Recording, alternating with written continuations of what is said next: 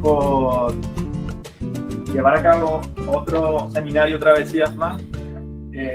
Y estamos muy felices porque estamos con un invitado de lujo, como siempre, el profesor Aldo Lauria, y además porque estamos estrenando este espacio aquí en el Learning Commons, por lo menos nosotros en el CEI es la primera vez que estamos acá. Les doy las gracias a los colegas, Antonio y Berenice, que nos han ayudado a organizar este espacio para poder realizar esta actividad.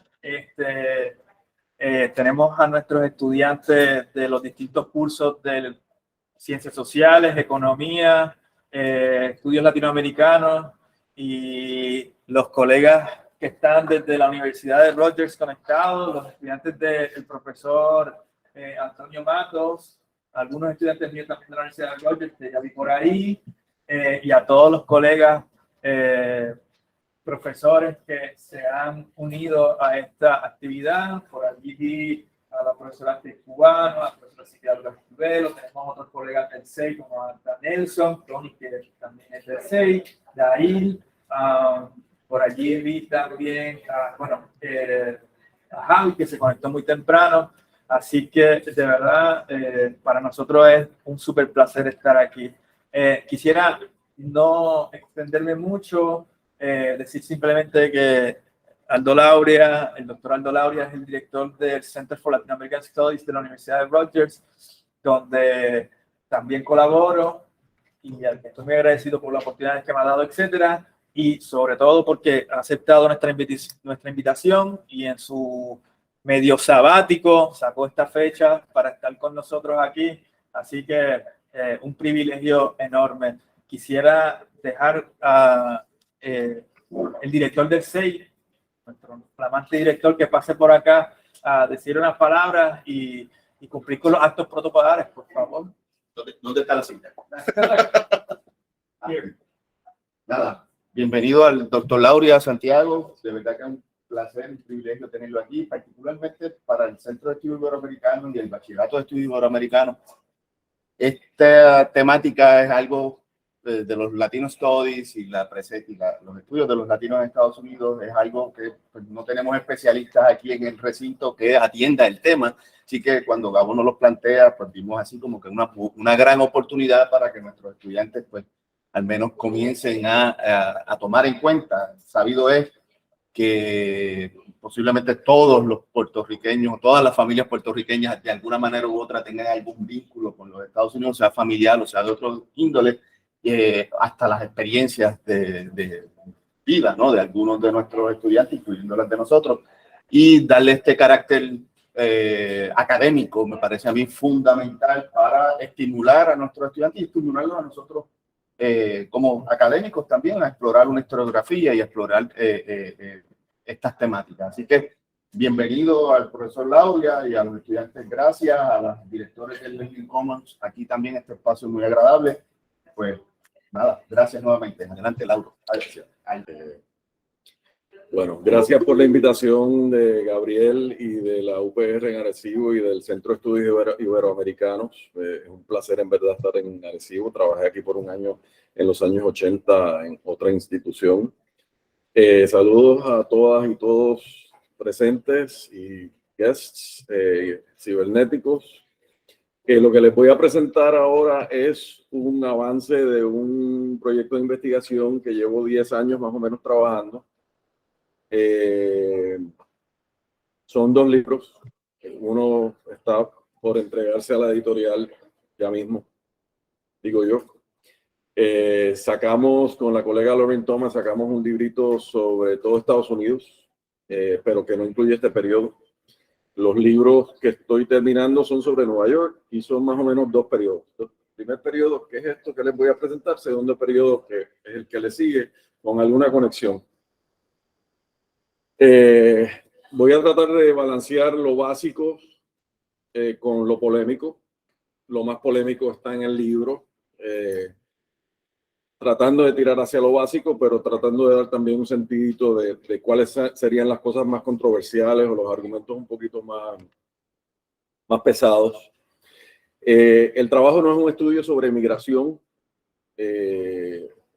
Hay algunos detalles y he estudiado la migración, pero Es un estudio de la intersección entre comunidades y clases sociales en Nueva York. Obviamente con muchas referencias a lo que está pasando en la isla, porque hay muchas conexiones, ¿verdad? La motivación original era que iba a ser un estudio sobre movimiento obrero solamente, movimientos sindicales, sindicatos y movimientos de izquierda en Nueva York, pero mientras fue creciendo la investigación, se separó en 2 volúmenes y se expandió ese tema. Entonces,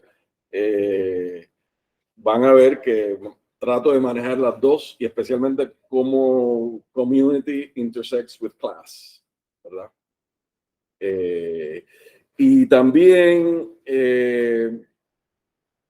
dos cosas adicionales antes de empezar formalmente. Muchos de estos detalles se conocen individualmente, pero no se han profundizado. Muchos de los individuos, organizaciones, momentos, ¿verdad? Y he tratado de profundizar, y eso más que nada está en el libro, porque no puedo entrar en mucho detalle aquí. Y lo otro es que mi énfasis es en ver a los puertorriqueños en Nueva York en un contexto de Nueva York, no en un contexto de Puerto Rico. Puerto Rico está por ahí, el contexto migratorio está por ahí, pero mi pregunta principal es, how did Puerto Ricans become New Yorkers? Porque después de estar en la investigación me di cuenta de que todas las preguntas que enfatizan origen migratorio, origen puertorriqueño, identidad puertorriqueña, se quedan cortas porque hay todo un mundo de interacciones sociales que tienen más que ver con contextos mucho más amplios, ¿verdad? Que la misma comunidad puertorriqueña, y también con identidades que son distintas, ¿verdad? Y esa es un poquito de la parte complicada que, bueno, vamos a empezar. La cronología, la primera mitad del siglo XX, 1918 al 50 más o menos. Les explico después por qué termina en los 50. Para empezar, un poquito de visualización. Escogí unas imágenes de un libro que se llama Pioneros, publicado por el Centro de Estudios Puertorriqueños, editado por Matos Rodríguez y Hernández, que incluye imágenes de la extraordinaria colección de fotografías y de documentos que tiene el Center for Puerto Rican Studies, una institución fundada por Frank Bonilla en el CUNY. Tiene un archivo increíble. Sin esos archivos, el trabajo de los bibliotecarios, algunos de ellos ya, bueno, casi todos retirados ya, que es un trabajo que se hizo en los 80 y los 90 de recuperar materiales, mucha fotografía. Entonces, estas fotos después les voy a hacer referencia brevemente porque las escogí porque esta gente es muy conocida. Son de la gente que ya conocíamos, aunque yo he hecho un trabajo de descubrir solo en este libro par de centenar de líderes que nadie los conocía bien, ¿verdad? La próxima. Reunión familiar. La próxima. Ponme la anterior, esa. Sí. Un activista conocido de la comunidad de Brooklyn. Próxima. Un dentista conocido del East Harlem. Y una imagen de un edificio, años 20, por ahí, temprano años 20. O sea, entiendo que para mí los años 20 y 10 y hasta los 30 son distantes, para ustedes será súper distante, y por eso quería poner un poquito las imágenes para que vean el espacio, las cosas físicas, ¿verdad? Pero aquí hay un elemento de continuidad. ¿Alguien lo ve? No se nota. El piragüero. Dale. Pero mi investigación tira más por encontrar cosas que no se conocían, que no se han estudiado. Empecé con los materiales del centro, pero me puse en un montón de otros archivos, y mientras más investigaba, más veía que prácticamente cualquier archivo en Nueva York tiene cosas sobre puertorriqueños.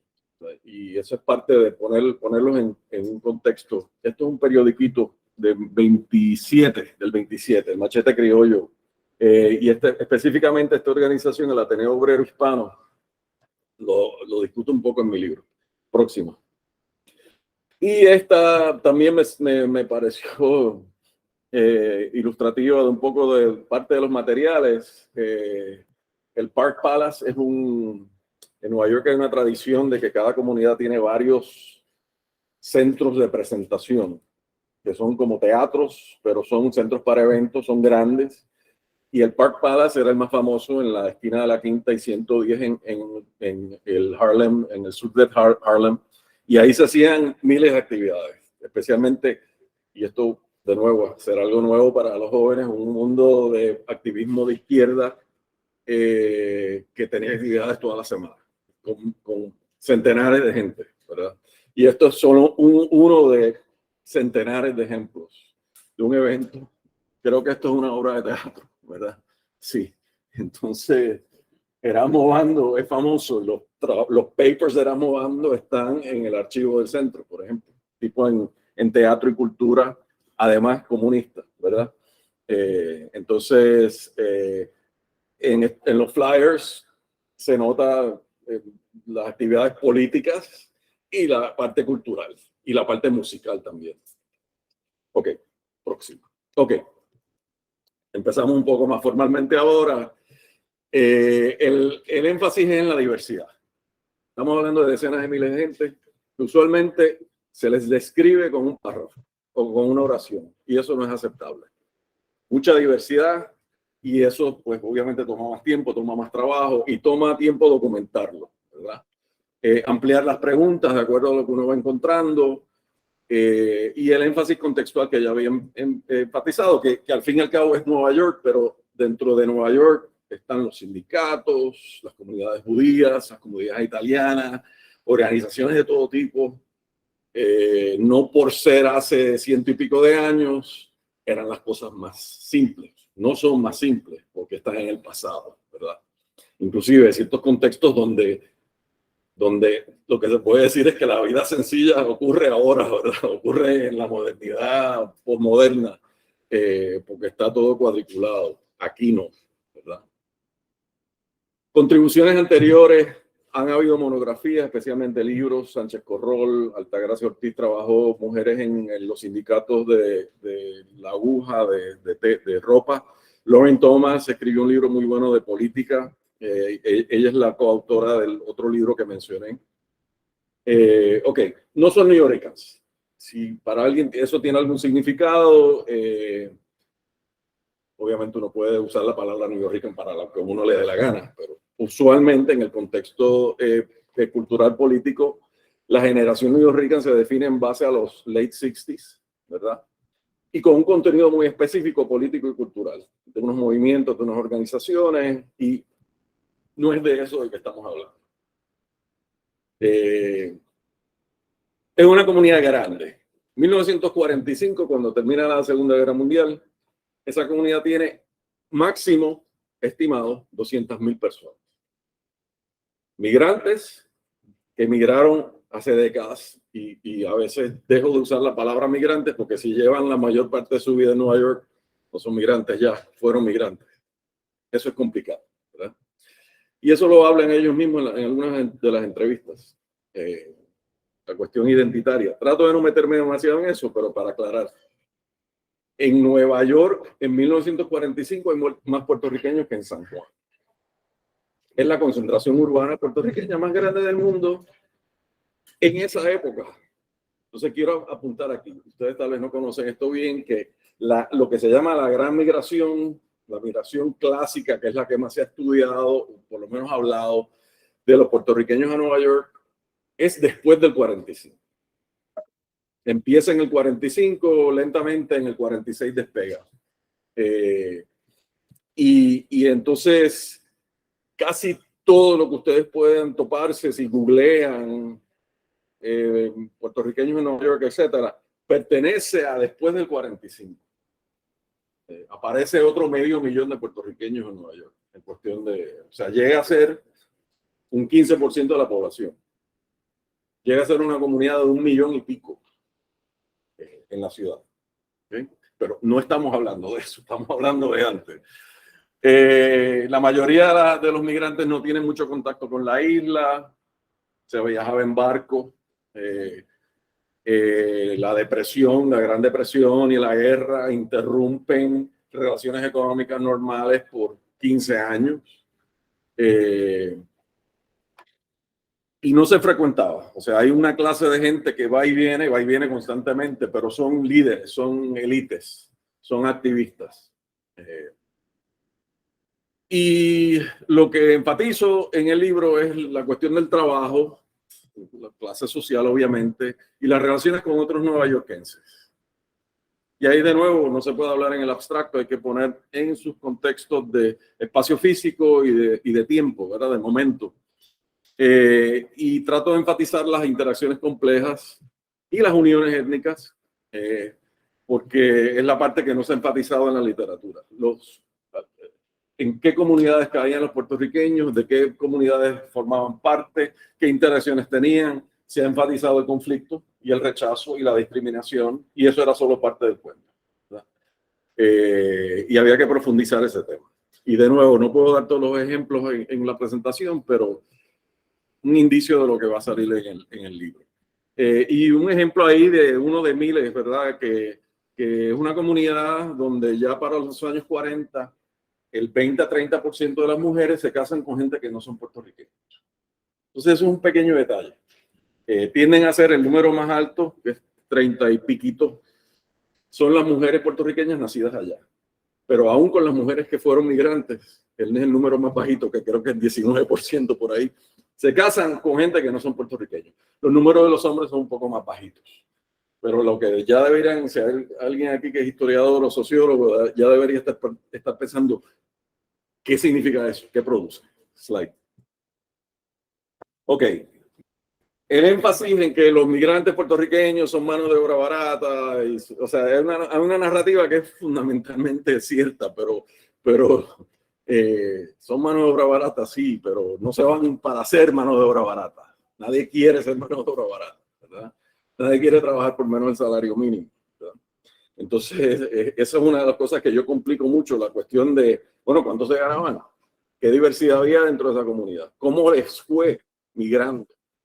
Porque hay mucho énfasis cultural en debatir la migración, especialmente desde el punto de vista de ciertos textos literarios, que dejan fuera los estudios del, bueno, exactamente qué fue lo que les pasó a ese grupo de 100.000 gente por 10, 15, 20, 30, 40 años, ¿verdad? Bueno, son ciudadanos norteamericanos, son letrados, o sea, literate, saben leer y escribir en español y frecuentemente en inglés. Son más bilingües que los puertorriqueños formados a la segunda mitad del siglo XX. Y eso es un detallito que yo, investigando bien, o sea, tratando de ampliar las preguntas, como ya les expliqué, me di cuenta de que todos están diciendo, ya yo sabía inglés cuando llegué, con un nuance. No entendía el inglés garabateado de los nuevayorquenses, lo tuve que aprender. Tuve que aprender ese acento, aprendí una cosa básica, pero en una época donde trataron de imponer el inglés en las escuelas puertorriqueñas. O sea, la política colonial norteamericana por los primeros 20 años fue, vamos a liquidar la cultura hispana para hacerlos buenos ciudadanos, o por lo menos enseñarles que pueden ser buenos ciudadanos coloniales.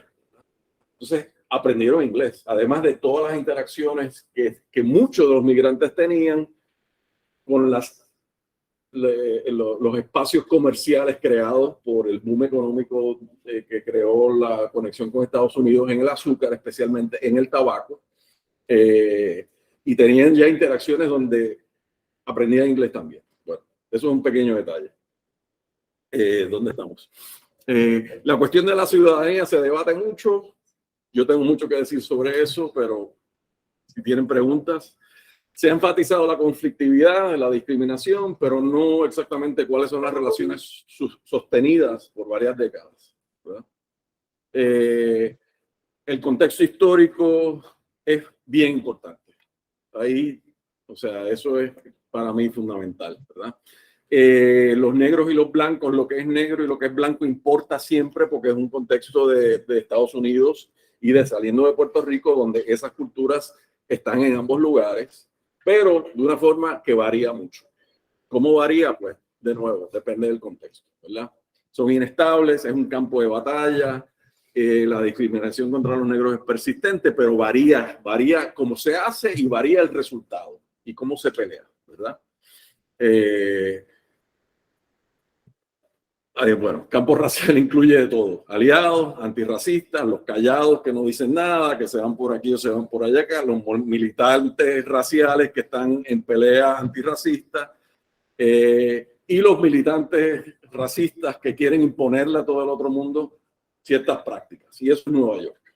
O sea, no es el sur de Estados Unidos, pero es Nueva York. Y hay unas prácticas, unos discursos segregacionistas, racistas, obviamente, pero también es un campo de batalla. Eso lo podemos hablar. Y entonces es un espacio donde la mitad de la población y 2/3 partes del proletariado son inmigrantes judíos, italianos, polacos, etcétera. Y muchos de los cuales no hablan inglés y muchos de los cuales no son, o sea, la mayoría de los cuales no son ciudadanos. Entonces, de nuevo, ¿qué es Nueva York? Pues es eso. Y esto tal vez eso no lo conocen bien como contexto, pero eso había que profundizarlo un poco y me ha costado. Y hay mucha tela para cortar ahí. Abundan las contradicciones. Próximo.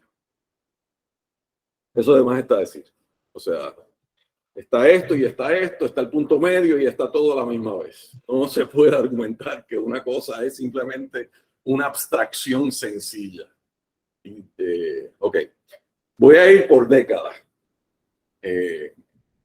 20, 30, 40, creo. Y después algunos, y más fotos después. Los espacios latinos en Nueva York siempre existieron desde el fin del siglo XIX. Son pequeños y van creciendo. Los españoles ya habían construido un mundo con los cubanos, pero más que nada los españoles, y cuando llegan los puertorriqueños en números grandes, del 18 en adelante, 19, 20, 21, en el 25, 26 empieza a llegar mucha más gente. Hay unos espacios hispanohablantes dentro del cual empiezan a relacionarse, ya sea por el lado trabajo, ya sea por el lado comunidad, vecindario, o por el lado social político. Un poquito ahí para delinear un poco los espacios distintos. Y ya para mediados de los años 20, los puertorriqueños son la mayoría demográficamente, en términos de números. Es un mundo hispano que se habla español, un mundo bilingüe, pero también es un mundo que se identifica con elementos que ya existían y con elementos que van inventando como un mundo hispano.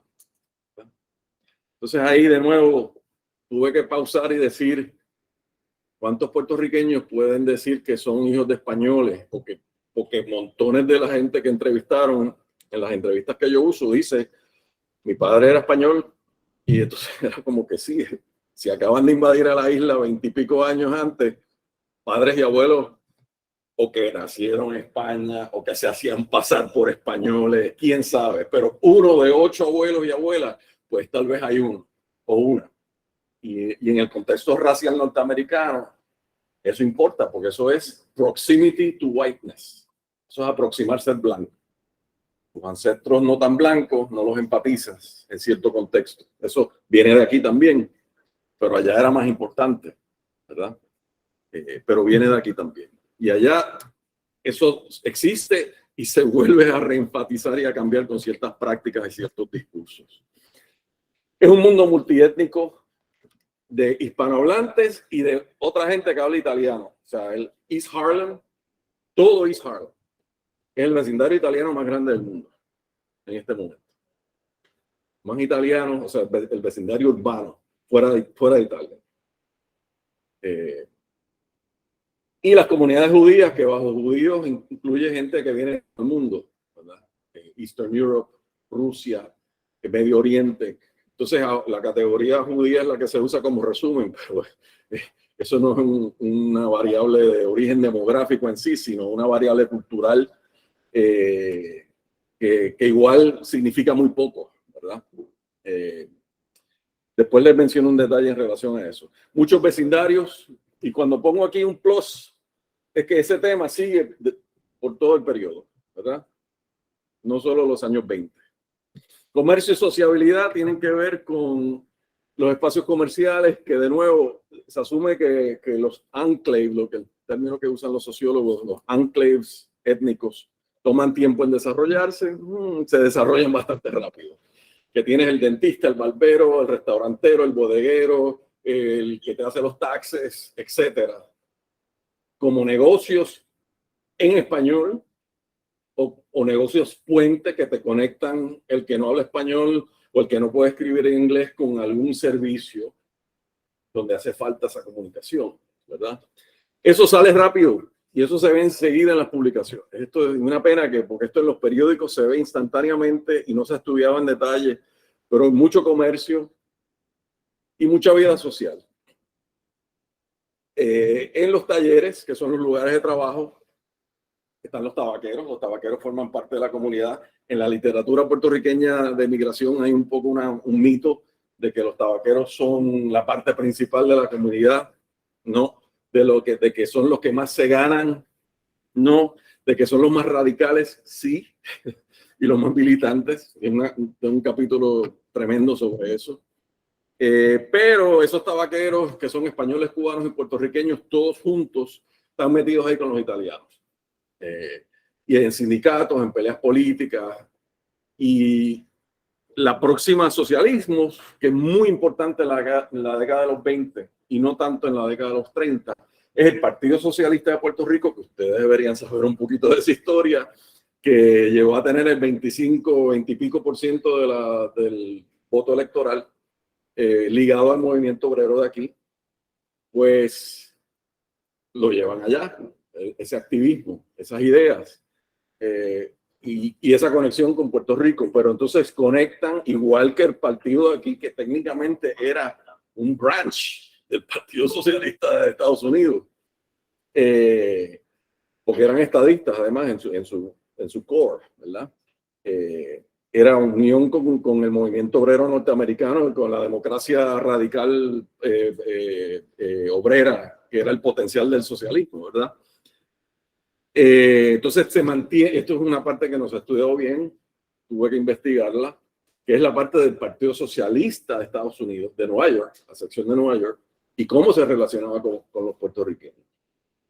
Y la intersección ahí con los tabaqueros es bien importante. Ok. Hay una clase media. Otro detallito, los inmigrantes no son solo proletarios, hay inmigrantes de todas clases, se forma una comunidad de clase media. Y a comienzos de los años 20 encuentro testimonios que dicen que están hablando de ellos mismos, del hijo de tal, inclusive escribiéndolo desde aquí a veces, desde la prensa de aquí, el hijo de tal comerciante o tal agricultor o qué sé yo, y están hablando como si la otra parte de la comunidad no existiera, porque no la conocen, la que está en Brooklyn, digamos, la que está en East Harlem. Hay puertorriqueños en Wall Street en esta época, comerciantes. Ok. Los años 30, llega la Gran Depresión, que empieza en el 29. La comunidad tiene dificultades económicas serias. Había ganado mucho terreno en los años 20. No tanto a través de sindicatos, pero a través de empleos, de empezar aquí y moverse aquí, moverse aquí, moverse aquí, tratar de ir mejorando.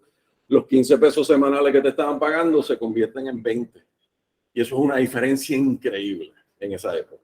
Y cuando llegas a 20, te estás ganando más o menos lo mismo que los otros proletarios de tu vecindario que no son puertorriqueños.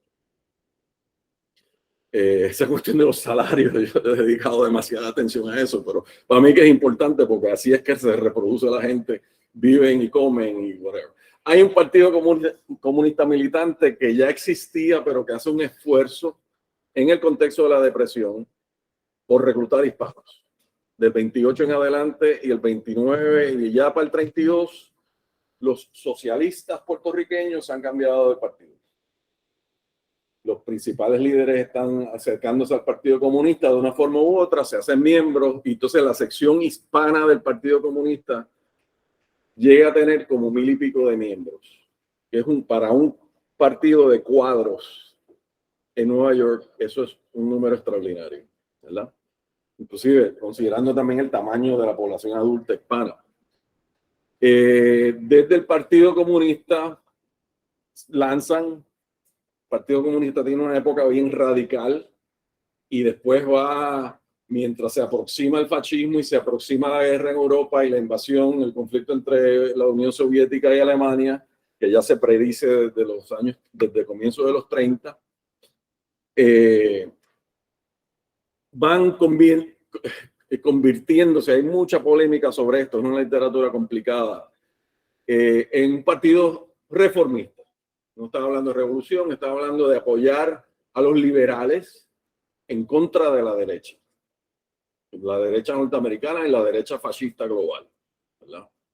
Y entonces en ese sentido apoyan a Roosevelt, apoyan el nuevo trato y están haciendo muchas demandas demands de que quieren para los obreros seguro por desempleo, seguro social. Nada del Estado benefactor existía en ese momento. Nada. Te quedaste sin trabajo, muérete. Y el 29, un tercio de los proletarios de la ciudad y la gente de clase media se quedaron sin trabajo. Entonces, es una crisis extraordinaria. El Partido Comunista organiza a los desempleados, organiza protestas y abre una casa en el East Harlem hispano, no es East Harlem todavía. Y entonces empiezan unas campañas de sindicalización de obreros donde los puertorriqueños están requete metidos ahí. Y ya para el 37-38 los puertorriqueños están bien representados en los sindicatos, las mujeres han entrado al mercado de trabajo mucho más en la costura especialmente, y la costura está súper sindicalizada. Entonces están mejorando, tratando de regresar a los salarios que tenían antes y mejorar de ahí en adelante. Entonces la lucha sindical que los puertorriqueños tienen, a veces se puede decir que son ellos solitos, 10 gatos en un taller haciendo. En otros contextos son 10 gatos ellos y los polacos y tienen que entenderse sin la ayuda de un sindicato. En otros contextos son 500 obreros de todo tipo en un mismo lugar, entendiéndose con sindicatos que usualmente son dirigidos por militantes del Partido Comunista para organizar huelgas, para organizar peleas con la policía, porque esto es todo muy violento. Hay mafiosos que contratan para entrarle a palo a los obreros para que se regresen a trabajar. Las huelgas las acaban de declarar legales. Y entonces todavía la policía está tratando de romper piquetes, etc. Ok. Entonces toda esta cuestión de salarios, trabajo, Estado benefactor, mejor conocida como la lucha obrera desde los vecindarios que yo estoy estudiando, pues son movimientos muy activos. Entonces la sección hispana pues empieza ahí y tiene una potencia, pero más que nada esto aquí,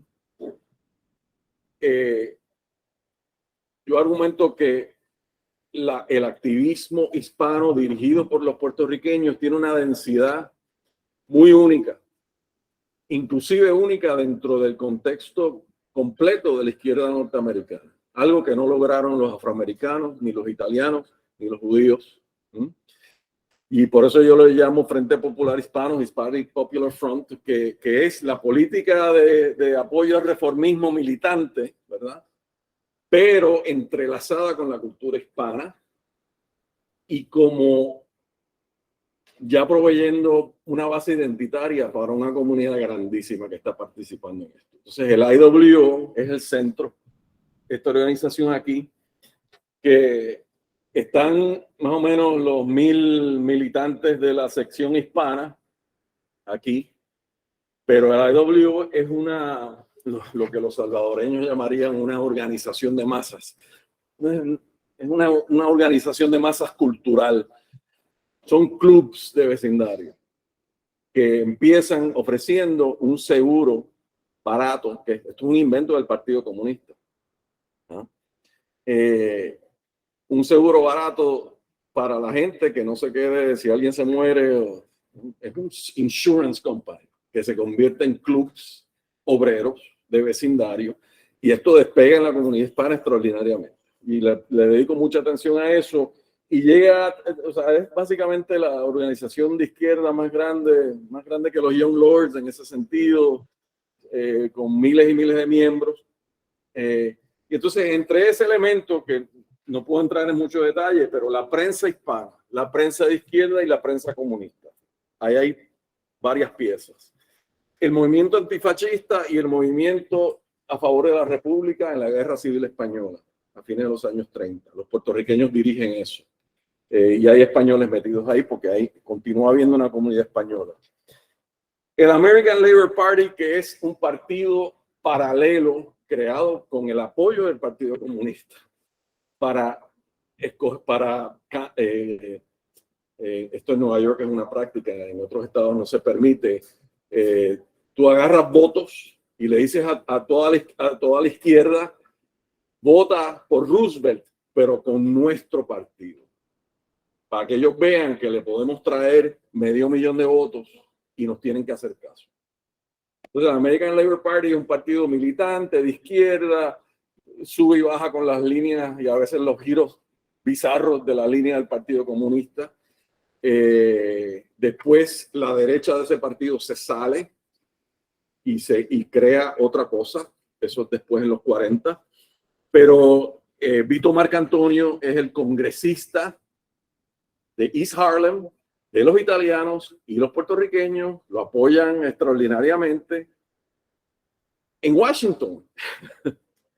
Y es un aliado de la independencia puertorriqueña, etcétera. Entonces, este es un mundo que, o sea, tal vez a ustedes no les resuena, ¿verdad? Y también mucho trabajo cultural. O sea, se aglomera una identidad hispana progresista, que tienen bailes y fiestas y picnics y ahí de repente parece una comunidad puertorriqueña con algunos elementos de españoles y de cubanos metidos. ¿Quién toca la música? ¿Cuáles son los bailes? O sea, yo me imagino un momento, me imaginé las peleas entre distintos tipos de activistas de que cuál va a ser el repertorio musical de la noche, ¿verdad? Para unos bailes. Pero qué banda van a invitar. Entonces, en los 40, tratando de movernos, ¿verdad?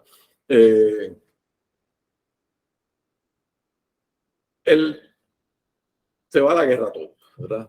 La Segunda Guerra Mundial, que son varias guerras distintas a la misma vez. Ya en cierto sentido, para la comunidad hispana, la Guerra Civil Española había traído, eran lo que llaman premature antifascists. Antes de que todo el mundo se convirtiera en antifascista, cuando Alemania y cuando Estados Unidos declara guerra a Alemania y se va a la guerra con Japón, ese es el periodo que empieza aquí, ¿no? Bueno, esto es una cosa que nadie había mencionado antes, y es que empiezo a verlo de que, espérate, están 1.500 puertorriqueños sirviendo en la Segunda Guerra Mundial y no son de aquí. Los de aquí son 40,000, qué sé yo, 40 y pico mil. Y yo digo, pero estos no son los que emigraron, son los hijos de los migrantes. Entonces hay una segunda generación que nadie había estudiado, se ha estudiado pedazos, pero nunca se le dio la autonomía de decir, esta gente nunca ha ido a Puerto Rico, los padres son puertorriqueños, o por lo menos uno de los padres son puertorriqueños.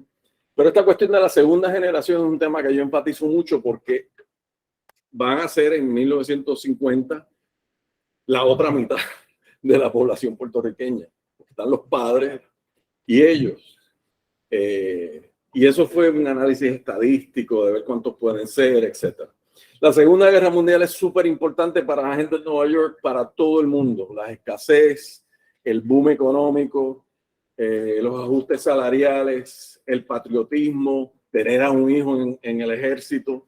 El Partido Comunista está presionando para que Estados Unidos abra otro frente contra los alemanes, lo hacen. Y es la alianza de Estados Unidos y la Unión Soviética.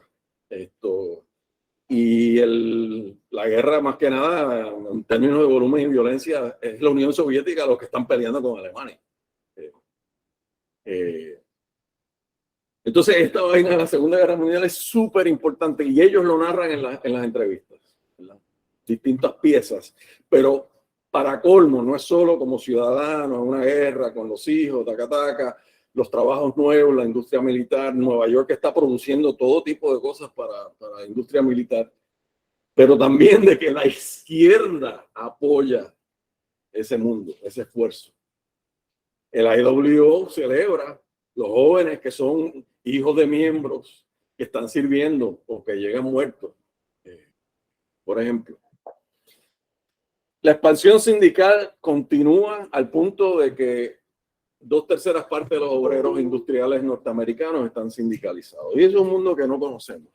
No, o sea, tal vez lo añoramos, pero no lo conocemos, ¿verdad? El CIO es la cumbre de los sindicatos a nivel nacional, industriales, con mucha dirección del Partido Comunista y mucha gente que le están peleando ese control al Partido Comunista. Una cosa complicadísima, pero los puertorriqueños, porque están localizados especialmente en industrias, manufactura, están entrando en sindicatos en esta época.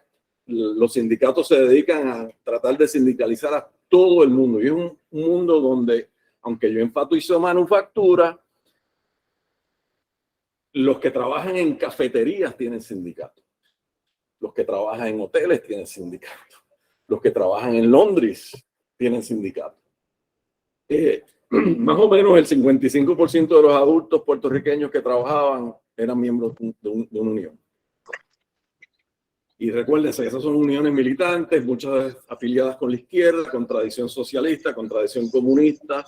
Hay algunas que las dirige directamente liderazgo que son miembros del Partido Comunista, y hay puertorriqueños que ya están metidos en esos liderazgos. Y yo ahí descubro un montón de líderes que no puedo entrar en detalle. Entonces es el periodo de apogeo del Frente Popular Hispano, porque es o sea, contribuye, hay varias perspectivas. Desde el punto de vista de la comunidad puertorriqueña, inclusive de los cubanos y los españoles, ¿qué mejor forma de americanizarte?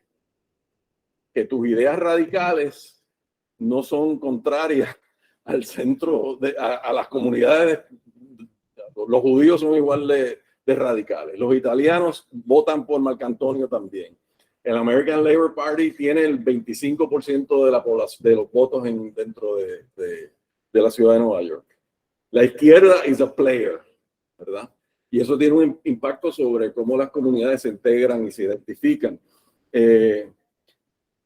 Después de la guerra está el bill económico más grande de Estados Unidos, yo creo que hasta ahora. Tendría que ver cuando lo escribiera el más grande. Sería el equivalente como de $1 trillón en gastar el GI Bill en apoyo a los veteranos. Todo tipo de apoyo. Y eso es una literatura grandísima. Entonces, para los afroamericanos hay muchas limitaciones en cómo reciben los beneficios, regresar a estudiar, estudio técnico, préstamos de bajo costo, preferencia para la vivienda, servicios médicos, etcétera. Eso todo empieza ahí. Entonces, los puertorriqueños se nota, o sea, ya para el 50 y pico, cuando le añaden la guerra de Corea, es casi un chiste, ¿verdad? Cualquier tipo que estudió college, que abrió un negocio, que pasó de la fábrica donde trabajaba a hacer otra vaina, en una oficina, en un negocio, en un banco. Hay miles de ejemplos. Es veterano. Es un periodo de movilidad extraordinaria para los veteranos, inclusive aquí, ¿verdad?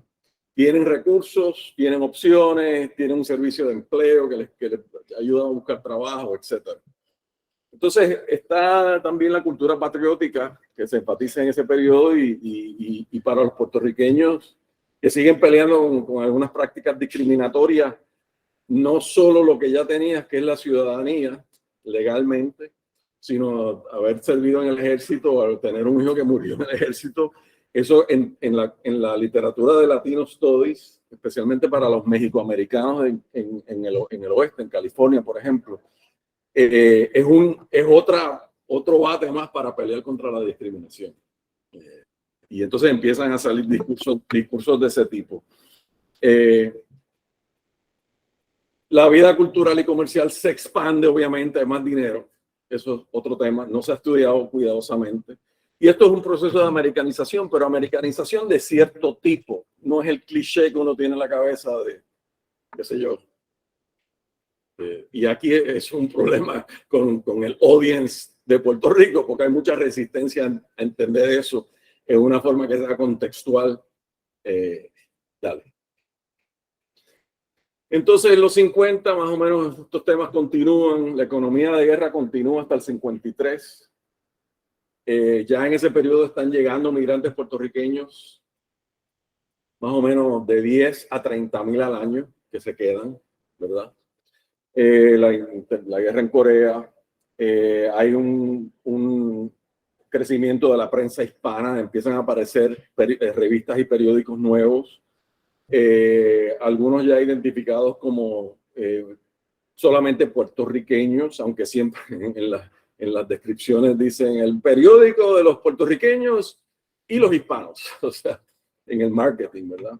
Hay mucha movilidad física, social y económica, y esto es característico de esta época. Esto es todos los proletarios de Nueva York tuvieron esta experiencia. La pregunta es cuánto y cómo se aproxima a eso la experiencia puertorriqueña. Ahí eso tiene que ver con movilidad, de buscar vivienda mejor.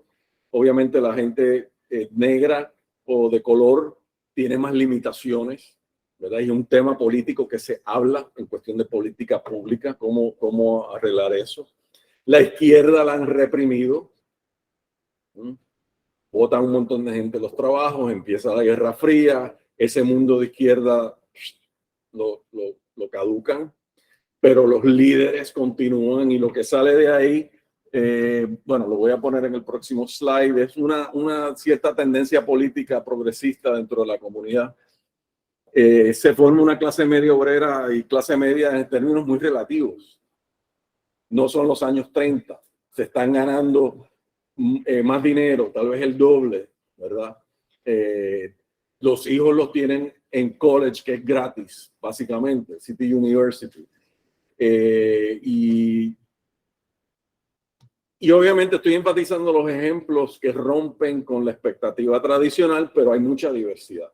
O sea, hay gente que se queda estancada en situaciones de pobreza también. Y obviamente en este periodo, después de la Segunda Guerra, empiezan a llegar más inmigrantes latinoamericanos que se van integrando a estas comunidades. Los puertorriqueños siempre son la mayoría en este periodo. Ok, entonces, para ir concluyendo un poco, creo que dos o tres minutos y después más fotos. Esa generación anterior provee los líderes. Y es una cosa que no se había notado, de que la mayoría de los líderes que son activos en la comunidad en los años 50, 60, 70 y hasta en los 80, son gente que nació en Nueva York o los llevaron chiquitos y se criaron allá. Miembros del Partido Comunista, miembros de la EWO, líderes formados en los sindicatos. La parte sindical es súper importante y no se había estudiado muy bien. Los puertorriqueños de esa generación se dispersan un poco, hay un movimiento hacia los suburbios, las partes de afuera de la ciudad y los suburbios fuera de la ciudad. Continúa una complejidad política y social, no puedo entrar en detalle de eso, y rechazan a los inmigrantes nuevos de Puerto Rico. Eso tal vez bueno, que es tan contundente la evidencia de eso y me han dicho que quite un poco de la evidencia que tengo en el capítulo, pero la estoy dejando toda porque es de las cosas que sé que me van a pelear en el libro, de que los inmigrantes, cuando los entrevistan a comienzos de los 70, esto lo dice todo el mundo, todo el que estudia la comunidad, que la segunda generación anterior y los que ya habían estado ahí por varias décadas no quieren bregar con los inmigrantes nuevos. Y eso se manifiesta de muchas formas. Sin embargo, contradictorio, ¿verdad? Toda esa gente, los líderes, a ellos son los que lo están apoyando. Forman unas organizaciones. Cuando empieza a llegar toda esa gente y le empiezan a formar un pleito la derecha en Nueva York de que quiénes son toda esta gente que está llegando ahora y tienen quejas, ¿verdad? De que nos jodieron los vecindarios, nos jodieron el balance que teníamos con los italianos y los judíos. Pero pero forman liderazgo. Y ahí se nota la parte ideológica, son izquierdistas comprometidos con la clase obrera, punto, ¿verdad? Y hay unos líderes, algunos conocidos, otros no tan conocidos. Hay líderes conocidos como Evelina Antonetti, que es una líder comunitaria del Bronx de los 70 y los 80, de educación, de cuando el Bronx lo habían destruido. Ella tiene raíces en todo esto, en el IWO. Estaba en una de las primeras fotos que les enseñé. La entrenó un sindicato como activista. El líder de ese sindicato, muy comprometido con los puertorriqueños, era un judío. Bueno, se alían con los movimientos de derechos civiles negros que empiezan en los 50, continúan las conexiones con el mundo sindical, produce un liberalismo progresista que continúa en elementos de nacionalismo puertorriqueño en relación a la independencia de la isla, continúan más calladitos un commitment militante a mejorar la comunidad, de gente que fueron miembros de la ALP, del American Labor Party, del Partido Comunista, etc. Produce una tercera generación perdida porque los jóvenes que son adultos de 20 años, de 18, que participan en la Segunda Guerra Mundial y en Corea, tienen hijos. Y muchos de ellos tienen hijos con gente que no son puertorriqueños. Y esa tercera generación que no tienen nada que ver con los nuevos migrantes, son comunidades, ships passing in the night. Yo no sé cómo se dice eso en español. Barcos que pasan en la noche y se dan cuenta de que están pasando uno al lado del otro, ¿verdad? Eso no se ha estudiado. Y conozco gente, hay biografías de que más o menos cumplen ese requisito, pero demográficamente no está claro si tienen una identidad, si recuerdan algo, o sea. Para añadir al final aquí, hay todo esto, las décadas producen unas líderes puertorriqueñas. Y la fundadora de las fiestas de la calle San Sebastián, estoy seguro que nadie sabe quién fue, pero ella era de la tradición liberal progresista, que no era comunista, de las mujeres que trabajaban en la aguja. Era activista del sindicato, de la local 22, de los dressmakers, de las que trabajaban haciendo trajes. Después les puedo decir el nombre. Ok, vamos por 2 minutitos las fotos, para ilustrar un poquito más. Liga Puertorriqueña, un picnic. Esto es una de las organizaciones del IWO, ¿verdad? La Liga Puertorriqueña, sección número 1 de Brooklyn. Ok, próxima. Sigue. Puerto Rico Merchants Association, 1961. Escribiéndola a Joaquín Colón. Joaquín Colón es un personaje que viene desde el comienzo hasta el final del libro. Miembro del Partido Comunista, miembro del Partido Socialista antes, obrero, migró de Calley, de un contexto de una comunidad tabaquera, aunque él no era tabaquero. Y él es un activista que está en todo. Y el archivo de él, que él guardó miles de piezas, está en el centro. Y el Merchants Association, durante el Popular Front, piensen esto, una asociación de comerciantes de bodegueros y de comerciantes de muebles, y son parte del Popular Front. Dan dinero al American Labor Party. Aquí está, por ejemplo, Vito Marcantonio, celebrando no sé qué parte de Vito en el 44, ¿verdad? Todo el mundo en la comunidad puertorriqueña sabía quién era este tipo. Ok. Congresista. Propaganda de la American Labor Party en español. Wallace para presidente. Esto ya hacia el final de la vida del Hispanic Popular Front. Medina, que era el asistente de Vito puertorriqueño, ¿verdad? Monster Trade Union Rally. Oddfellows Temple era otra logia del IWO. Escuchen estos líderes laborales Michael Quill, presidente de la Unión de los Trabajadores del Transporte, Subway y Guaguas. ¿Okay? Bien poderoso ese tipo. Se sale de la izquierda después y se convierte en anticomunista, y trata de ser alcalde, etcétera. Una historia interesante ahí. Armando Ramírez, de los Cigar Workers. Y este tipo llega aquí también. En apoyo a Vito Marcantonio, Movimiento Obrero apoya a Vito con su récord, etcétera. Próximo. Semanario Popular al servicio de la colonia hispana. Boletín provisional dedicado a la campaña pro maquinaria de imprenta, ¿no? Este periódico no duró mucho, pero hay muchos ejemplos de este tipo. Dale. Este es uno de los dirigentes de la temprana comunidad en Brooklyn, tipo que trabajaba en los muelles, autoidentificado como yo soy americano, soy independentista y soy negro. Y apoyaba a la izquierda, daba dinero. Tuvo un restaurancito donde le daba comida a los migrantes que llegaban muertos de hambre, ¿verdad? Carlos Tapia. Y ese tipo ya estaba, cuando empezaron a llegar números grandes, él ya estaba en Brooklyn. Socialist Party, esto refleja las comunicaciones entre el Socialist Party y los puertorriqueños. Jesús Colón en este ejemplo, una correspondencia, esto es del 28. Dale. Vanguardia Puertorriqueña, otra organización de la AWO en Brooklyn, con la directiva. Algunos son miembros del partido, otros no son, etcétera. O sea, solo las logias puertorriqueñas. Yo hago un resumen, pero yo tengo una cantidad de materiales que yo nunca voy a poder entrar en detalle porque la vida de estas organizaciones era tan compleja.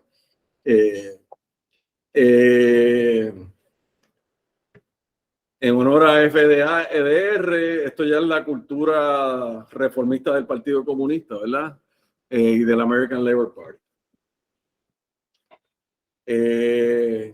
American Labor Party, conozca a sus vecinos.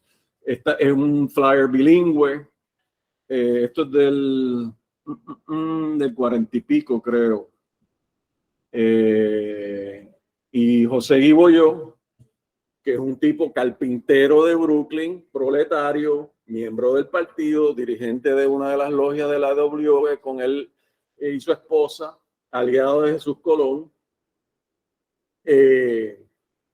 Candidato, ¿verdad? Dale.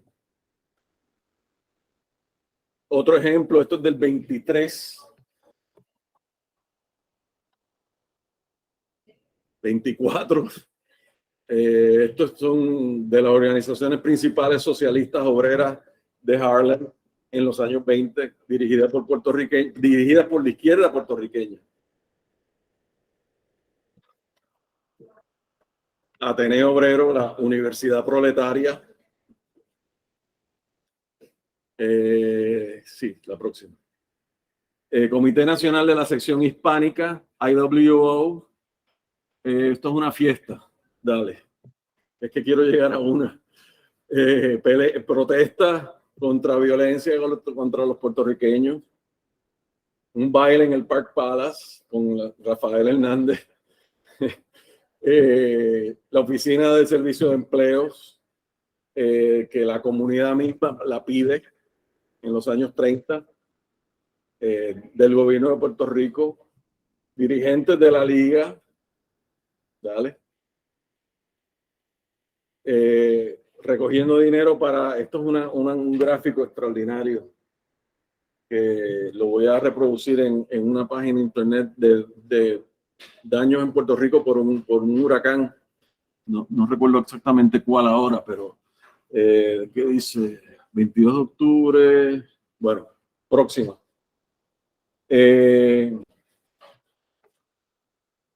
Candelario Andino, cortesía de Hostos Democratic Club.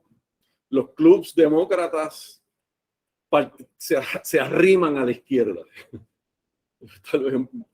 Y son los mismos tipos, se conocen. El hermano de Jesús Colón, que no era comunista, es el principal director de los clubs demócratas en Brooklyn. Y hacen actividades en conjunto. Inclusive tratan de votar a Jesús Colón pensando que el FBI buscando en el post office para votarlo, cuando él dice, no, ese es mi hermano el que están tratando de votar, no yo, en periodo de represión. Negocios, ¿verdad? Próximo. Este es el principal machine politician irlandés de la maquinaria política demócrata, que los puertorriqueños enseguida forman un diálogo con a quién le vamos a dar nuestros votos a cambio de qué, ¿verdad? Que es típica maquinaria política de Nueva York. Dale. Baile en conmemoración a las madres en otro club de otra logia del IWO. Augusto Cohen y sus boricuas. Dale. Ya mismo Thanksgiving la semana que viene. Vanguardia puertorriqueña. Este es el que yo quería llegar porque la cuestión con las banderas y los, o sea, dándose las manos y es complicado culturalmente este periodo y políticamente. No hay ninguna, o sea, igual que cualquier otro, ¿verdad? Ya terminamos. Bueno, termino con eso porque ya llega una hora y me pasé. Entonces, gran meeting pro huelga, Puerto Rico en el Park Palace. La verdad dolorosa de la situación en Puerto Rico. Oradores, Vito Marcantonio, Joseph Curran, de los marítimos, de los que trabajan en los barcos. Habían ahí en ese sindicato miles y miles de puertorriqueños. Pat Tooney del Partido Comunista, Oscar García Rivera, el primer asambleísta estatal del State Assembly puertorriqueño, electo por la izquierda y los republicanos progresistas a fin de los años 30. Pero era demasiado izquierdista y lo votaron del partido y entonces lo eligen independientemente. Leopoldo López del American Labor Party, Juan Maisonet del Comité Pro Puerto Rico, Consuelo Marcial, que es una activista obrera que cogió palos por la cabeza de la policía, que está olvidada, yo la rescato. La Comisión Femenina del Partido Comunista. Éramos Bando, Comité Pro Huelga, también miembro del partido. Enamorado Cuesta, no les puedo decir quién es ese, después me preguntan. Alberto Martínez del Workers Alliance, organización local. Seferino Armando Román, sección de Harlem del Partido Comunista, y Michael Quill. Michael Quill llegó a estar ese es el del sindicato de transporte desde el Consejo Municipal de la ciudad, electo. ¿Ah? Gilberto Concepción, de Gracia. Exacto. ¿Dónde está? Joseph. Presidente del comité de huelga. Wow.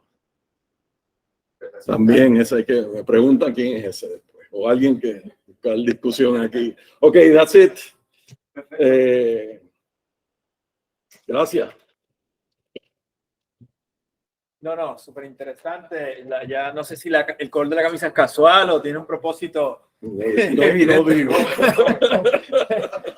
Sobre todo entendiendo cómo, ¿verdad? Uno en el Puerto Rico del siglo XXI, donde la izquierda parece ya un asunto esperpéntico, ¿no? Mirar esta historia y decir, bueno, entre comunistas, socialistas, liberales, progresistas, los puertorriqueños hicieron, pues no lo puedo ni siquiera entender, ¿no? Pero seguramente hay mucha gente en nuestro chat y gente de por acá que tiene preguntas y que también pueden arrojarnos sobre eso. Por aquí ya están levantando la mano Antonio Hernández Mato y alguno que otro colega. Quisiera empezar con la gente de internet para entonces arrancar a las preguntas del TAP.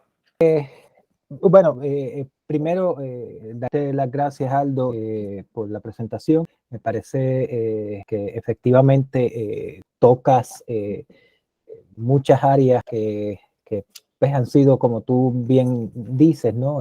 Poco estudiadas en términos de la colonia y de la pues, población puertorriqueña en Nueva York, ¿no? Y gracias al CEI, a la gente del CEI que, pues, organizó esta conferencia. Mira, primero, al principio mencionaste que tu pregunta que habría, esta investigación era cómo los puertorriqueños se transforman en New Yorkers, ¿no? Y entonces, pues quisiera que fueras un poco más explícito en cómo lo que acabas de presentar, pues efectivamente convierte a estos puertorriqueños en New Yorkers, ¿no? Eso primero, ¿no? Y segundo,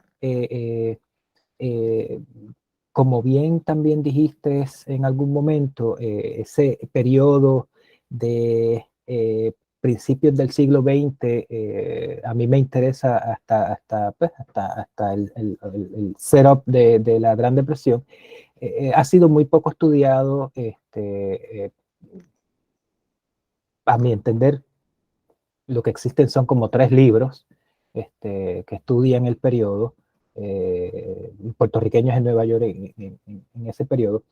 Y entonces me parece que aparte de lo que tú planteas, tu enfoque explícitamente lo dijiste, ¿no? Es los obreros, la clase y sociedad, ¿no? Clase y sociedad, cómo esto se vincula. Pero aún los obreros consumen.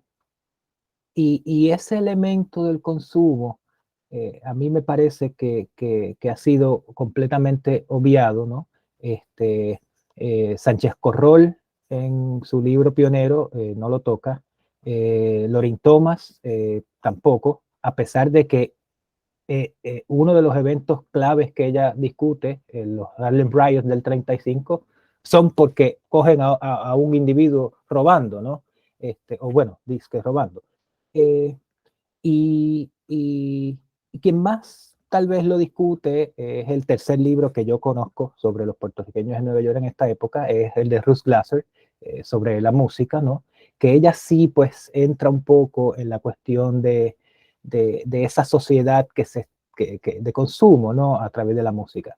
Pero a mí me parece, y es lo que a mí me ha interesado en estos años pasados, que el consumo no se ha estudiado, esta población está allí, finales del siglo XIX, principios del XX, es el momento en que se expande y se consolida la sociedad de consumo. Esta gente está viviendo en Nueva York, o sea, como decía Martín, ¿no? In the belly of the beast, ¿no? Entonces, de momento, lo único que existe es la lucha, el movimiento obrero, ¿no? Es increíble, ¿no? O sea, una de las primeras escenas que toca Bernardo Vega en sus memorias es, o sea, es la cuestión del reloj y botarlo, y, o sea, porque eso era afeminado, ¿no? Entonces, toda esta cuestión del consumo, de la cuestión simbólica del consumo, las fotos que tú presentaste, o sea, esta gente está bien vestida, ¿no? O sea, entonces, Un poco, quería poner eso claramente. sí, sí, entonces, ¿sabe? Jesús Colón, Joaquín Colón, en sus memorias habla de cómo compartían un solo pantalón, Jesús y él, ¿no? Entonces, de momento, o sea, y yo he encontrado, o sea, en uno de los periódicos hay unos poemas en contra de la Flapper, ¿sabes? Entonces, de momento esto no se ha estudiado. Joaquín Colón se convierte en un empleado del correo, o sea, en clase media, y de momento, o sea, sus memorias paran ahí. Nosotros no sabemos, o sea, cómo es su vida después o sea, de convertirse en clase media. Sí. Entonces, nada, me parece que tú traes los elementos del salario, los elementos de cómo esa comunidad es más compleja de lo que se ha visto con esos esas relaciones con los judíos, con los italianos. Esta gente, estos judíos y estos italianos, o sea, ya eran viejos cuando los puertorriqueños llegan. Entonces, esta gente sí, me parece que es un poco una desconexión de las historiografías, porque en la historiografía norteamericana sí hay unos estudios que entonces analizan cómo estas clases migrantes, estos grupos migrantes, utilizan el consumo para reclamar ciudadanía. O sea, soy americano, ¿no? Hay un estudio también sobre cómo los obreros, o sea, el discurso obrero cambia de una cuestión de salario a una cuestión de tener dinero para poder consumir. Entonces Sí. nada, qué punto, que me sorprende la esencia de análisis del... Me da una buena oportunidad para empezar con lo último que dijiste, de que la literatura sobre los inmigrantes europeos en este periodo, que son proletarios, y la americanización dentro de la literatura que trabaja los años 20 y hasta entrado a los años 30, es que el deseo y la imagen de los italianos y los judíos y otros Southern and Central European immigrants es llegar a una estabilidad proletaria en solidaridad con otros, ¿verdad? Y eso es americanizarse. Americanizarse es poder consumir, punto. No tiene nada que ver con dejar el lenguaje, quitarte el título de italiano, nada de eso. Eso viene después, décadas después.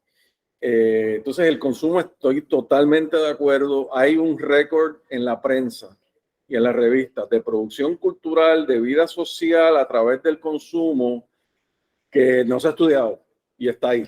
O sea, si alguien quiere hablar de eso, que me pregunte. Yo sé que tú tienes un interés bien grande en eso y ahí la prensa es bien importante. Pero quiero añadir un detalle de un motín que hubo en el 1925, que es uno de los puntos críticos.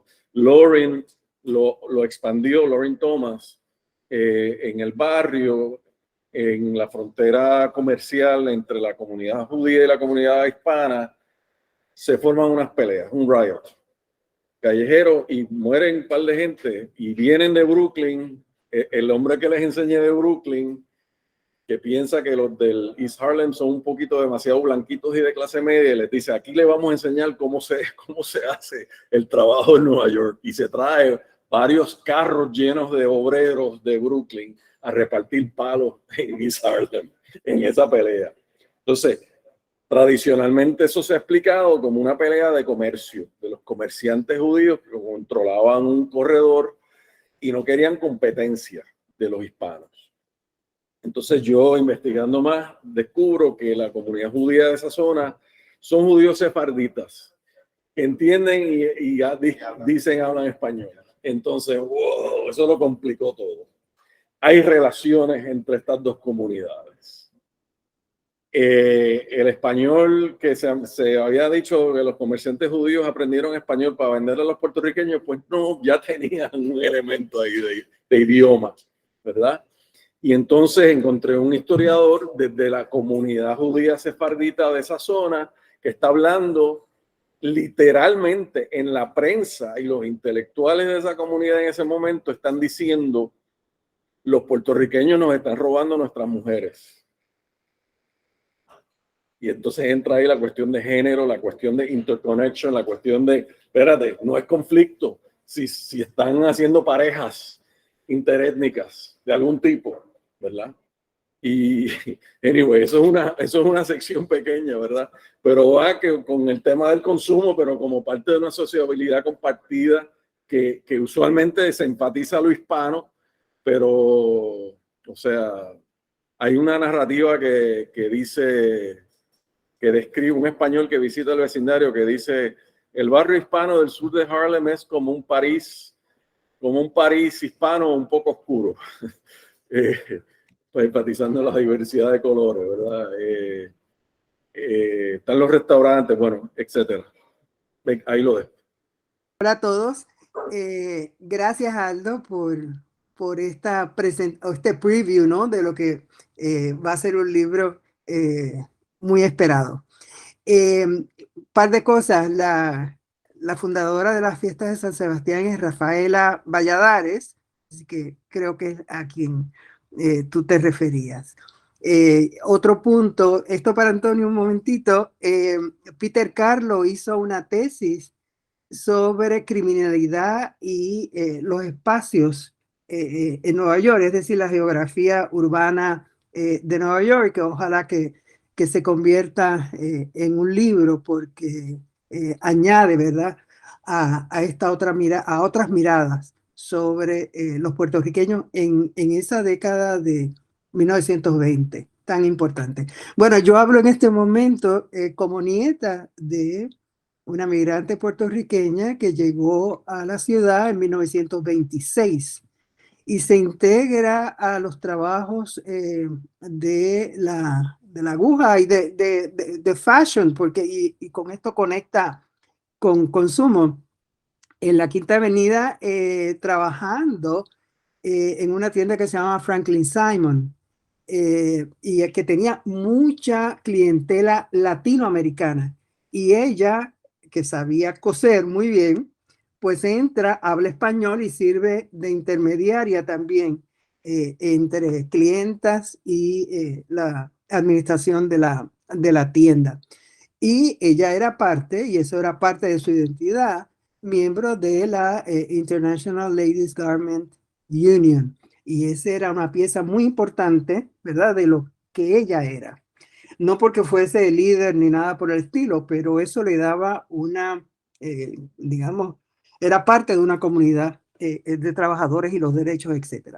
Yo lo que quería apuntar es algo que, con lo que Aldo empezó, con su proyecto, tratar de expandir las miradas y quizás también cuestionar que se debe hacer la mirada casi única que hemos tenido los puertorriqueños en la isla sobre la migración, sobre todo a Nueva York, como diáspora, como expulsión, como victimización de puertorriqueños, que lo es, todo eso lo es, pero frecuentemente nos hemos quedado ahí. Cuando mi abuela, después de 40 años, regresa a Puerto Rico en el 65 para vivir sus últimos años acá, ella no era que había dejado de ser americana, porque ella nunca se consideró americana, nunca ni lo verbalizó, sino ella era neoyorquina.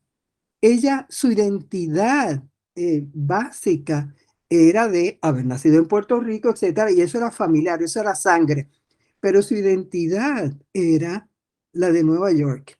Y yo creo que lo que hay que pensar es en un grid, no tan solo de energía o de calles o de lo que Nueva York es un perfecto ejemplo de calles en grid, de pensar en un grid mental, o sea, de cómo muchas de estas primeras generaciones se convierten en neoyorquinas porque asumen la ciudad. Y esa cultura urbana, moderna, de consumo, como diría Antonio, va formateando a estas personas como ciudadanos de un mundo moderno, de otra cosa. La sociedad que dejan atrás, el Puerto Rico a la que no podían ir, mi abuela por muchos años no pudo ir a Puerto Rico, eso era muy caro, ir para allá. Luego fue más fácil. Esa sociedad, como les digo, era la de sus ancestros, la de su familia, etc. Pero la ciudad de vida, o la identidad de vida, estaba en la geografía urbana.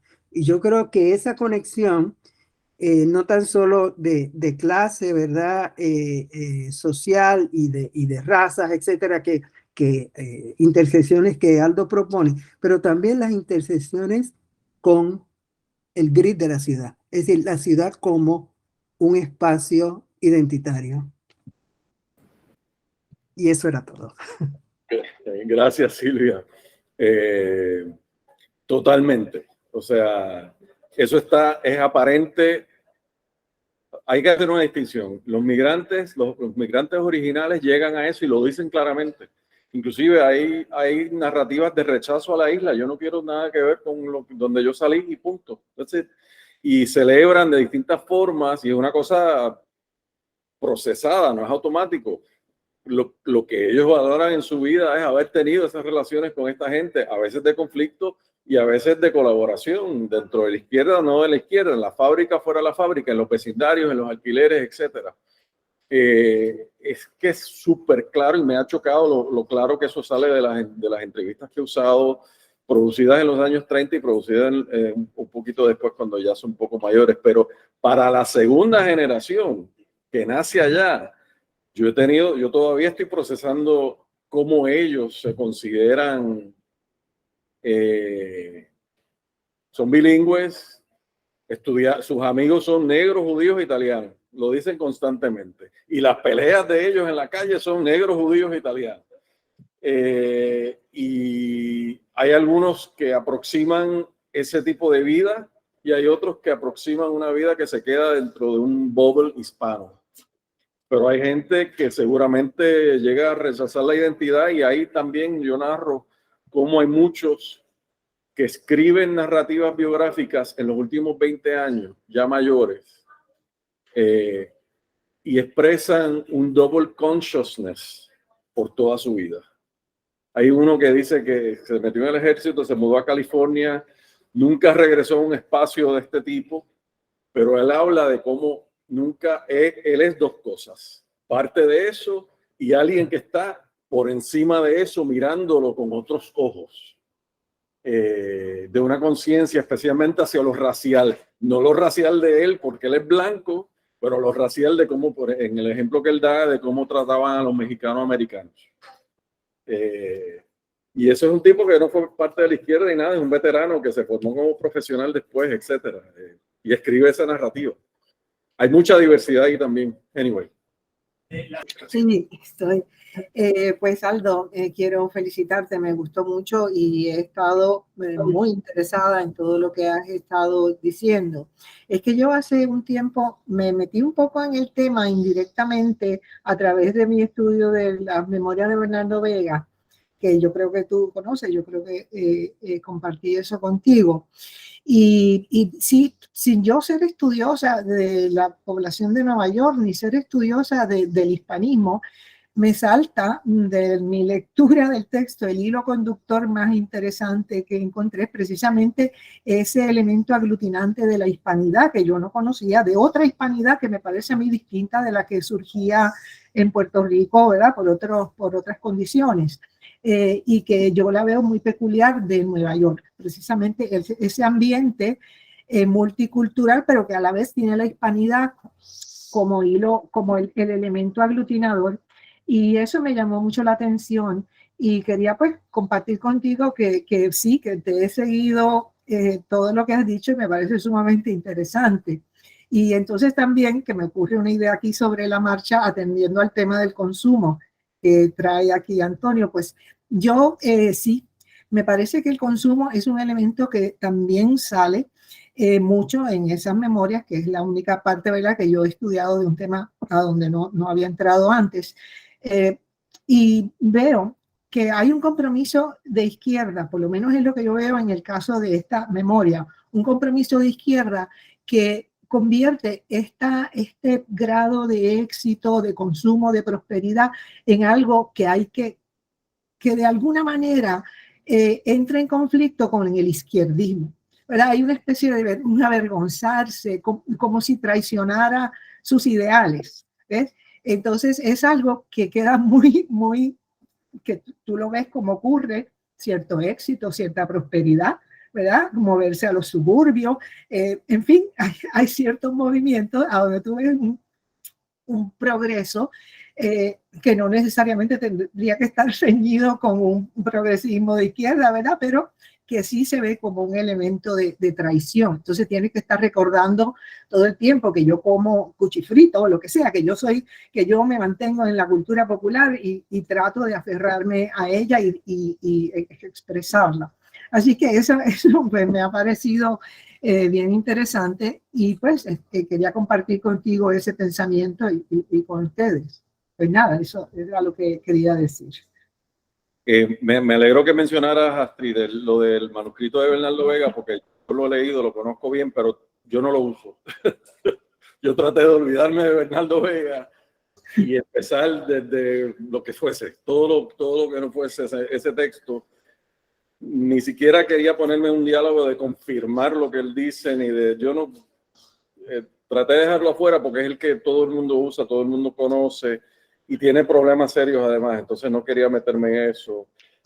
Lo que tú dices del upward mobility, está claro de que en los años, a fines de los 40, eso ocurre con la mayoría de los judíos y con muchos de los italianos y con buena parte de los puertorriqueños, que mientras logran lo que estaban deseando, que era una estabilidad económica, hijos mejor puestos que ellos en términos de estudios y trabajo, una casa un poco mejor, ya no viven en lo que consideraban un gueto urbano, o se mudaron. Es una cosa que yo trato, porque cómo se mudan constantemente de vecindario para mejorar la calidad de la vivienda. La política izquierdista es una memoria, o sea, el activismo que queda es el sindical. Y entonces en el segundo volumen yo brego con cómo lo que queda es lo sindical sin lo político. O sea, es político, pero sin esa política explícita del Partido Comunista y del American Labor Party. Continúan las colecciones y los líderes, y algunos de los líderes motivados por el mismo marxismo. Gilberto Gerena Valentín es un ejemplo de eso, pero sí, el logro del consumo y de la estabilidad económica, y además de que lograron el Estado benefactor, o sea, le suaviza las posibilidades de radicalizarse, además de que está la represión de la Guerra Fría. Entonces, hay una sección donde yo discuto el fin del Hispanic Popular Front del 47 al 50, es muchas cosas que ocurren, inclusive que desde Puerto Rico Muñoz Marín se moviliza en contra del Vito Marcantonio del American Labor Party, por ejemplo. Son varias piezas, pero una de las piezas es eso mismo, es el efecto mismo de que la comunidad hasta cierto punto, ciertos sectores han tenido cierta movilidad social o mayor seguridad, o etcétera, y eso lo pelearon, ¿verdad? Sale de ahí. Dos comentarios.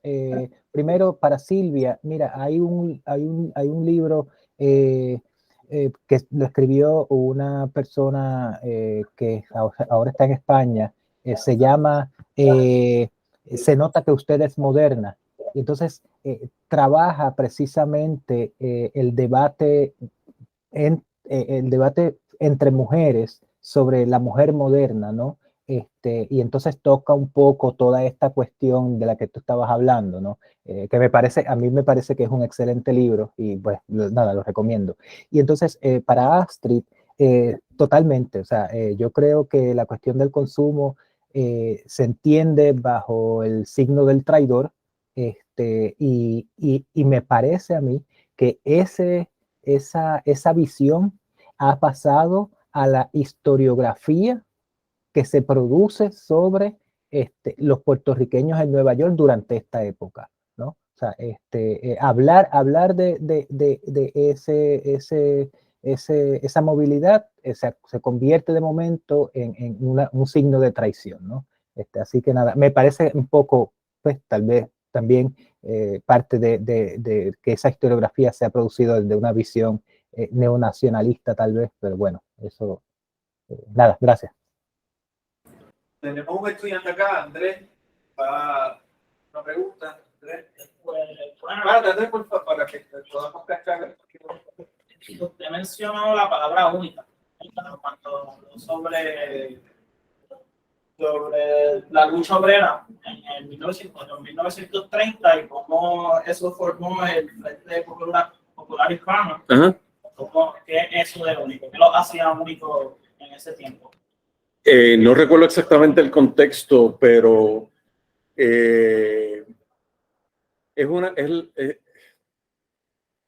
hay dos momentos en que movimientos insurgentes radicales, bueno, en verdad son tres, los años 20, los años 30, después del 60 al 70 y pico, son importantes en la comunidad puertorriqueña, en distintas comunidades puertorriqueñas, porque no es la misma comunidad, eso siempre estoy tratando de aclarar eso.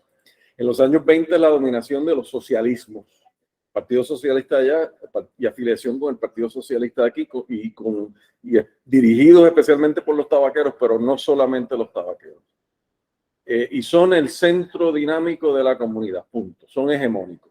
Hay otras piezas, pero se quedan con el kiosco, en ese sentido. En los años 30 es lo mismo, pero más grande, porque ahora hay más aliados. El Partido Comunista en su discurso de Popular Front es immensely successful. Tienen más recursos. Está la guerra mundial, o sea, todo lo que describí, y en ese sentido, como un multi-tiered movement, donde tienes cuadros políticos, los círculos alrededor de esos cuadros, las organizaciones que ellos manejan, y toda la gente que se aglomera alrededor de esas ideas o que votan por esos candidatos, que son círculos cada vez más grandes, pues un círculo grande, o sea, está movilizando decenas de miles de puertorriqueños en un mundo izquierdoso de algún tipo. Tal vez reformista, no es una cosa revolucionaria, eso no es lo que se está planteando de derrocar al gobierno. Son socialistas, pero entonces promueven un montón de políticas muy específicas que piden o que protestan, ¿verdad? De la ciudad, del gobierno estatal, del gobierno federal. Entonces, lo que es único ahí es cómo con los aliados, porque esto no lo hacen ellos solos, logran un mundo que abarca maestros, trabajadores sociales, obreros, sindicatos, dirigentes. Jesús Colón está de reunión en reunión, en reunión, en reunión. O sea, aglomera gente que son exnacionalistas, ¿verdad? Del Partido Nacionalista. Atrae gente del Partido Nacionalista hasta que se pelean.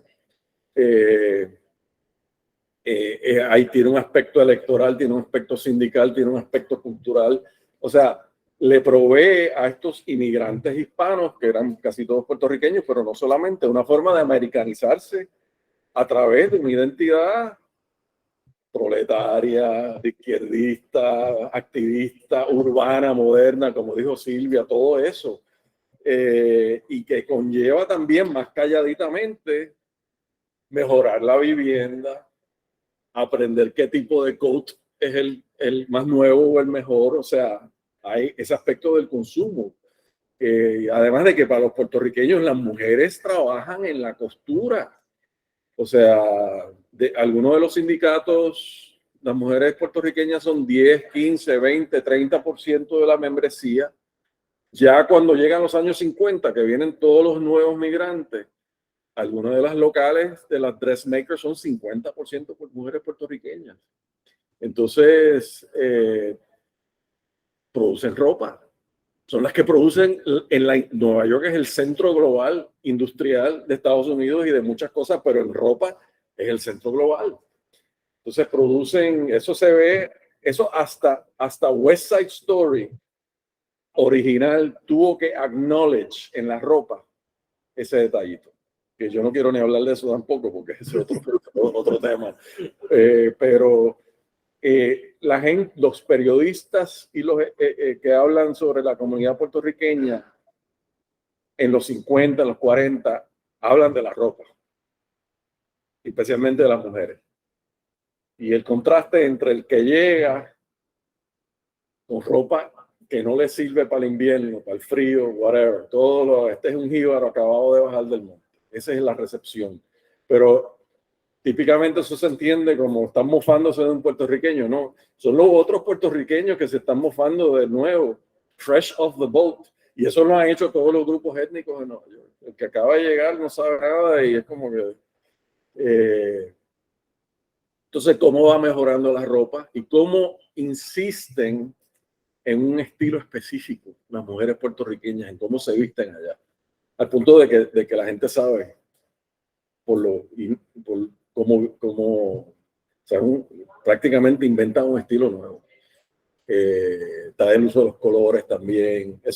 Y yo creo que nadie ha escrito sobre eso. No conozco ningún artículo.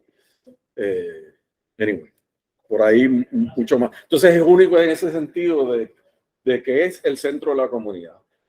hay derechistas en la comunidad, hay gente de negocios que no quiere bregar con nada de esto. Hay un liberalismo que brega con ellos, pero no es lo mismo. Pero no son dominantes, no pueden movilizar 10.000 gente, 20.000 gente para ninguna cosa. Sí, rapidito, mucho de esto tiene que ver con dónde hacemos los cortes.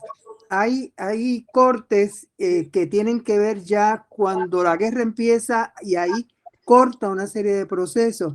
Por ejemplo, lo del Frente Popular, o sea, no tan solo en Estados Unidos, en Nueva York y Estados Unidos en cierta medida completo, sino en Europa, en América Latina, es la década de los frentes populares, donde entonces los comunistas, ya después de la década del 20, que fue muy anticomunista, los comunistas ya pueden presentarse en sociedad, ¿no? Y entonces hay todos estos grupos amplios, ¿no?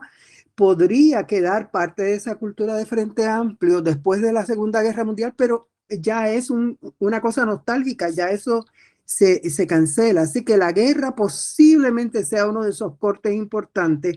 Y entonces hablar muchas veces de lo que pasó en los 60 como una tercera es bien difícil. Y entonces a mí me parece que pues hay que hilar fino cuando hablamos de esa cultura de los puertorriqueños en Nueva York o de esa comunidad puertorriqueña en Nueva York. Y lo segundo tiene que ver con la cuestión misma del consumo. Bueno, eso ocurre en Puerto Rico también. Es decir, la cultura del consumo es un marcador, obviamente, Antonio lo sabe y todos nosotros que estamos aquí, de la modernidad. Y eso está pasando en el mundo entero, esa sociedad de consumo, igual que la cultura de masas, o sea, los entretenimientos de masa, los partidos de masa, todo lo que sean grandes colectividades. Y Nueva York es el lugar perfecto porque es también primero, una ciudad de muchos millones y en segundo lugar, es una ciudad global. La primera ciudad, bueno, Londres lo fue en algún momento, pero Nueva York es la ciudad moderna y global por excelencia. Y ahí todo entonces, o sea, todo lo que hay que conseguir en el mundo se puede conseguir en Nueva York. Londres compara a nivel económico y financiero por varios siglos, pero no a nivel demográfico y cultural. No, a nivel demográfico, por absoluto no. Exacto. No hay mucha diversidad ahí. Lo de la cronología específica, la trayectoria del Hispanic Popular Front tiene su propia trayectoria que el core activista perdura hasta casi el fin de los 40. Sobrevive muchos palos.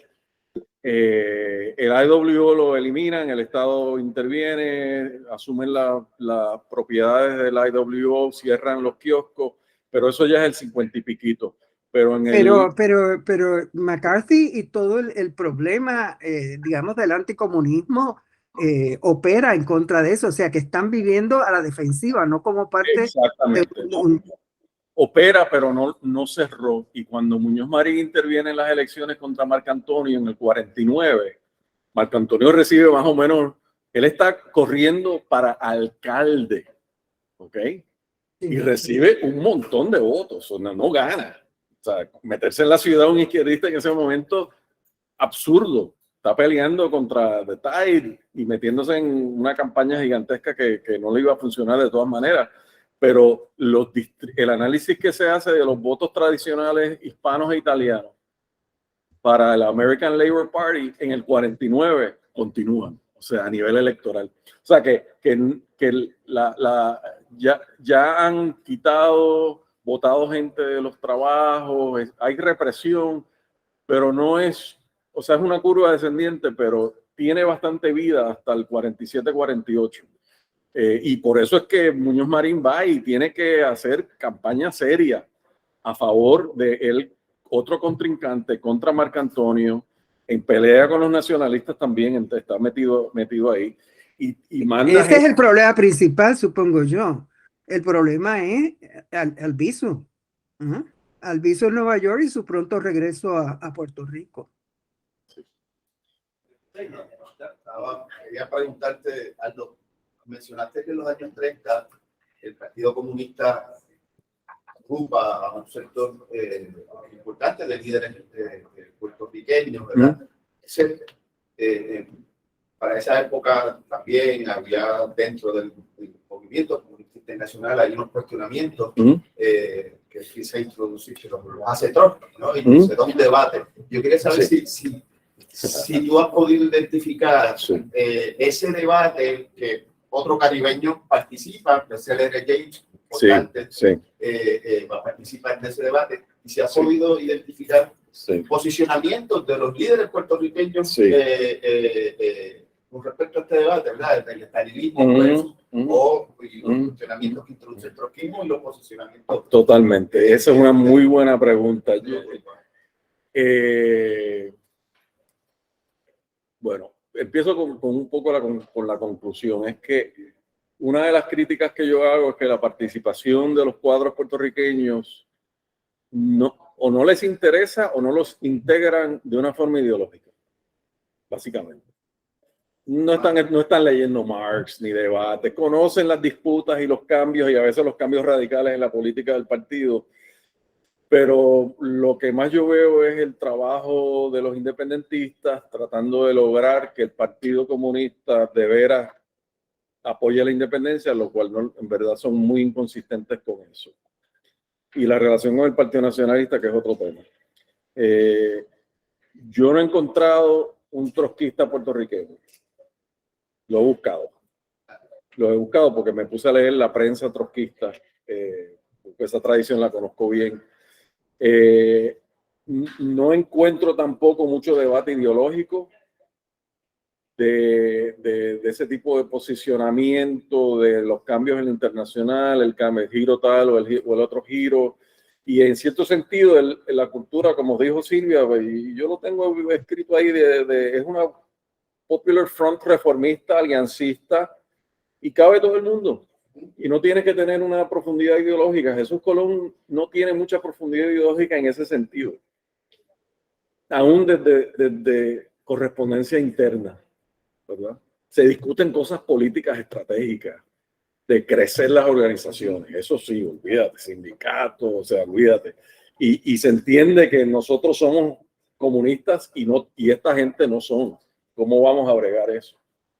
Entonces, la parte más cercana, el único ejemplo es la local 302 de los food workers, que son obreros de la comida, que están dentro de los hoteles, en los restaurantes y en las cafeterías.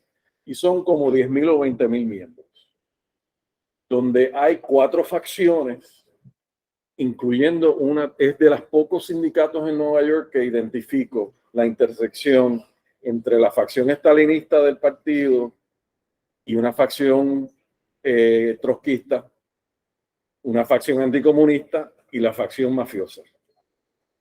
Y hay puertorriqueños metidos en eso. Y entonces en la prensa trotskista hablan de cómo lograron reclutar a un español y los boricuas a su lado en la votación y le ganaron a los mafiosos y a la derecha con una alianza estratégica con los estalinistas para controlar el sindicato. Entonces encuentro otro artículo de un grupo que está fuera de esa peleita, pero está observándola, que son, ¿cómo se llama el grupo? Que está diciendo, bueno, son tremendos, o sea, la crítica en ese contexto es que tremendos izquierdistas, los trotskistas que se aliaron con los estalinistas. O sea, ese tipo de pelea que esa es otra pieza que rebota, Silvia, también, porque ya esas peleas internas que hubo dentro de los sindicatos de la aguja heavy en los años 30 y conllevan a los puertorriqueños ahí son todas facciones del Partido Comunista. La única facción principal ahí relacionada con los hispanos es Lovestone, pero eso no es exactamente una facción trotskista. J. Lovestone. Bueno, puedo seguir con esto, pero ya tú sabes. Vamos a cerrar, nos queda Tony, breve, porque nos van a cerrar el espacio. No, era cuestión de que hay que cotejar, perdón, ¿me escuchan ahora? Que hay que cotejar la cuestión del consumo, porque también hay una feminización del consumo, entonces se invisibiliza la actividad, ¿no?, de las mujeres, ¿no? En la comunidad puertorriqueña en Nueva York. Bueno, nada, eso. Tengo que agradecer, y aquí tengo que agradecerle, ¿verdad?, a los técnicos, Joshua, pasa por ahí a Alex. Esta es la posición, no hubiese salido como se pone a la gente que trabaja aquí con nosotros. Y bueno, Aldo, tenemos los regalos de costumbre, súper orgullosos y felices de tener un proyecto editorial, ya con unos cuantos añitos. El libro de Carlos Altagracia, ¿se ve ahí? El cuerpo de la patria, de la primera tirada. El cuerpo de Javier Laviña, el libro de Javier Laviña de Saint Domingue, Haití, otro libro importante que sacamos más recientemente. Tenemos Photographic Memories, Caribbean Women's Writing of the Diaspora, por si el inglés esté más fluido. Tenemos otro de Carlos, Utopía del Territorio Perfectamente Gobernado. Lo regalamos también. Y bueno, la última joya de la corona, el libro de la doctora Silvia Álvarez Velo, La Estación de Ponce, ensayo sobre Puerto Rico. Así que combina con tu camisa y estamos muy felices de estar contigo. Y yo sé que para un académico siempre los regalos mejores son los libros y qué mejor que compartir esos proyectos. Así que próximamente estaremos coordinando más actividades relacionadas con esta última publicación. Y nada, será hasta una próxima ocasión. Le damos las gracias a todos por conectarse, a todos los compañeros que vinieron. Tuvimos una actividad muy concurrida y de verdad que es un privilegio estar aquí, Aldo, contigo y en este espacio.